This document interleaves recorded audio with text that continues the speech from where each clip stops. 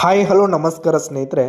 ಇಂದಿನ ಅನೇಕ ಮಾರುಕಟ್ಟೆಗಳಲ್ಲಿ ಈರುಳ್ಳಿಯ ಮಾರುಕಟ್ಟೆ ಬೆಲೆ ಯಾವ ರೀತಿಯಾಗಿದೆ ಅಂತಕ್ಕಂಥದ್ದನ್ನು ಈ ಒಂದು ವಿಡಿಯೋದಲ್ಲಿ ಸಂಪೂರ್ಣವಾಗಿ ನೋಡ್ಕೊಂಡು ಬರೋಣ ಸ್ನೇಹಿತರೆ. ನೀವಿನ್ನು ನಮ್ಮ ಚಾನಲನ್ನು ಸಬ್ಸ್ಕ್ರೈಬ್ ಆಗಿಲ್ಲ ಅಂದರೆ ಈ ಕೂಡಲೇ ಸಬ್ಸ್ಕ್ರೈಬ್ ಆಗಿ. ಮೊದಲಿಗೆ ಬಿಜಾಪುರ ಮಾರುಕಟ್ಟೆಯಲ್ಲಿ ಒಂದು ಕ್ವಿಂಟಲ್ ಈರುಳ್ಳಿಯ ಬೆಲೆ 2,000 ರೂಪಾಯಿದಿಂದ 3,000 ರೂಪಾಯಿ ತನಕ ಇರುವಂಥದ್ದು. ಹಾಗೆ ಗುಲ್ಬರ್ಗ ಮಾರುಕಟ್ಟೆಯಲ್ಲಿ 1,500 ರೂಪಾಯಿದಿಂದ 3,200 ರೂಪಾಯಿ ತನಕ ಇರುವಂಥದ್ದು.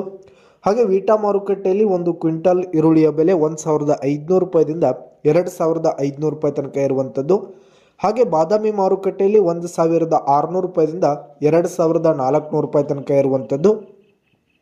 ಹಾಗೆ ಚಿತ್ರದುರ್ಗ ಮಾರುಕಟ್ಟೆಯಲ್ಲಿ 1,400 ರೂಪಾಯಿದಿಂದ 2,800 ರೂಪಾಯಿ ತನಕ ಇರುವಂಥದ್ದು.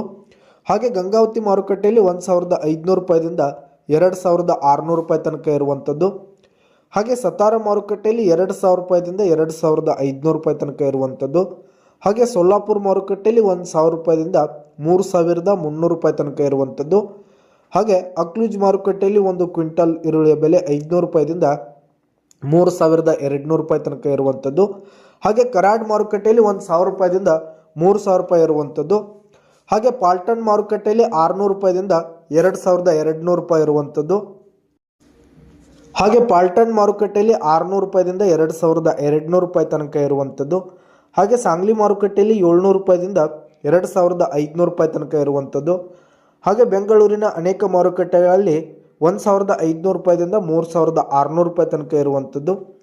ಹಾಗೆ ಬಾಗಲಕೋಟ್ ಮಾರುಕಟ್ಟೆಯಲ್ಲಿ ಒಂದು ಕ್ವಿಂಟಲ್ ಈರುಳ್ಳಿಯ ಬೆಲೆ 1,800 ರೂಪಾಯಿದಿಂದ 2,800 ರೂಪಾಯಿ ಇರುವಂಥದ್ದು.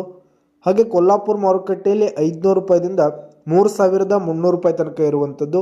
ಹಾಗೆ ಹುಬ್ಳಿ ಮಾರುಕಟ್ಟೆಯಲ್ಲಿ 1,600 ರೂಪಾಯಿದಿಂದ 3,100 ರೂಪಾಯಿ ತನಕ ಇರುವಂಥದ್ದು.